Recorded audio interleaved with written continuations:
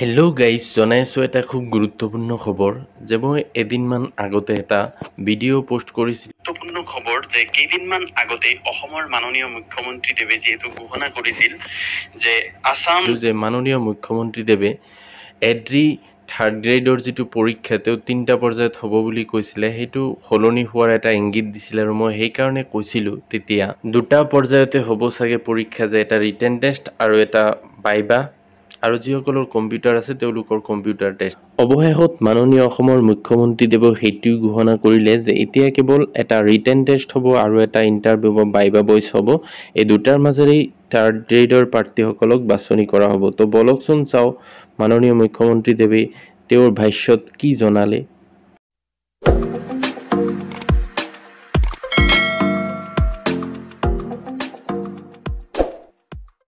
এইবাৰ আমি প্ৰিলিমিনাৰী পৰীক্ষা নাপালো, মেইনছ আৰু ভাইভা ভচিৰ মাজেদিয়ে আমি পৰীক্ষাৰ ৰিজাল্ট দিম।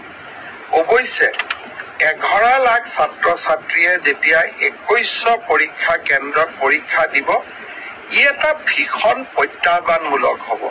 কেনেকৈ পৰীক্ষা পাতিব পাৰিম, 2100 স্কুল কলেজ, ই এটা ডাঙৰ প্ৰত্যাহ্বান হ'ব।